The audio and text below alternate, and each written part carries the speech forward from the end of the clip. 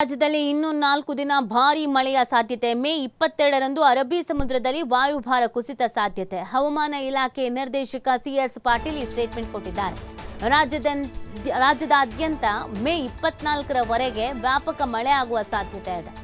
ಉತ್ತರ ಕನ್ನಡ, ದಕ್ಷಿಣ ಕನ್ನಡ, ಉಡುಪಿ, ಬೆಳಗಾವಿ, ಚಿಕ್ಕಮಗಳೂರು, ಹಾಸನ, ಕೊಡಗು, ಧಾರವಾಡ, ಹಾವೇರಿ ಜಿಲ್ಲೆಗಳಿಗೆ orange alert ಅನ್ನು ಘೋಷಣೆ ಮಾಡಲಾಗಿದೆ. ಇನ್ನು 3 ರಿಂದ 4 ದಿನ ವ್ಯಾಪಕ ಮಳೆ ಆಗುವಂತ ಸಾಧ್ಯತೆ ಇದೆ ಅನ್ನುವಂಥ ಎಚ್ಚರಿಕೆಯನ್ನ ನೀಡಲಾಗಿರುವಂಥದ್ದು. ಇನ್ನು ಮುಂದಿನ 6 ದಿನಗಳ ಕಾಲ ಮಳೆ ಮುಂದುವರಿಯುತ್ತೆ ಅಂತ ಹವಾಮಾನ ಇಲಾಖೆ ಮುನ್ಸೂಚನೆ ನೀಡಿದೆ. ಕರ್ನಾಟಕದ 6 ಜಿಲ್ಲೆಗಳಿಗೆ ರೆಡ್ ಅಲರ್ಟ್ ಅನ್ನು ಘೋಷಿಸಲಾಗಿದ್ದು, ಬೆಂಗಳೂರಿನಲ್ಲೂ ಮೇ 26ರ ಒಳಗೆ ಮಳೆ ಮುಂದುವರಿಯುತ್ತೆ ಅಂತ ಹವಾಮಾನ ಇಲಾಖೆ ಮುನ್ಸೂಚನೆ ನೀಡಿದೆ. ದಕ್ಷಿಣ ಕನ್ನಡ, ಉತ್ತರ ಕನ್ನಡ, ಉಡುಪಿ, ಬೆಳಗಾವಿ, ಚಿಕ್ಕಮಗಳೂರು, ಶಿವಮೊಗ್ಗ ಜಿಲ್ಲೆಗಳಲ್ಲಿ ಹೆಚ್ಚಿನ ಪ್ರಮಾಣದ ಮಳೆ ಆಗಲಿದೆ ಅಂತ ಹೇಳಲಾಗಿದೆ. ಬಾಗಲಕೋಟೆ, ಧಾರವಾಡ, ಹಾವೇರಿ, ಹಾಸನ, ಕೊಡಗಿಗೆ ಆರೆಂಜ್ ಅಲರ್ಟ್ ಅನ್ನು ಘೋಷಣೆ ಮಾಡಲಾಗಿದೆ.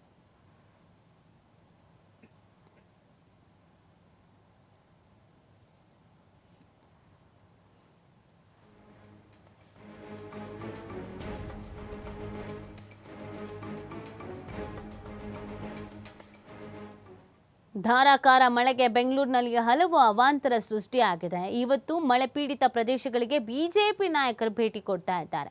ಸಿಲ್ಕ್ ಬೋರ್ಡ್ ಜಂಕ್ಷನ್ ಸೇರಿ ಹಲವು ಕಡೆ ಭೇಟಿಯನ್ನ ನೀಡಿ ಪರಿಶೀಲನೆ ಮಾಡ್ತಾರೆ. ವಿಪಕ್ಷ ನಾಯಕ ಆರ್ ಅಶೋಕ್ ಅವರು, ರಾಜ್ಯಾಧ್ಯಕ್ಷ ವಿಜಯೇಂದ್ರ ಅವರು, ಛಲವಾದಿ ನಾರಾಯಣಸ್ವಾಮಿ ನೇತೃತ್ವದಲ್ಲಿ ಪರಿಶೀಲನೆ ಮಾಡ್ತಾರೆ.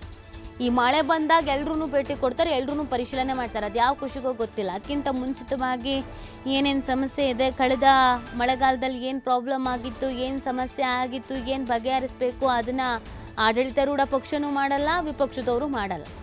ಈಗ ಮಳೆ ಬರ್ತಿದ್ದ ಹಾಗೇನೆ ಒಂದಷ್ಟು ಅವಾಂತರಗಳು ಸೃಷ್ಟಿ ಆಗ್ತಾ ಇದ್ದ ಹಾಗೇನೆ ಎಲ್ಲ ಸ್ಥಳಕ್ಕೆ ಭೇಟಿ ಕೊಡೋದು, ಪರಿಹಾರ ಏನು ಕೊಡಬೇಕು ಅದನ್ನು ಕೊಡ್ತೀವಿ ಅನ್ನೋದು.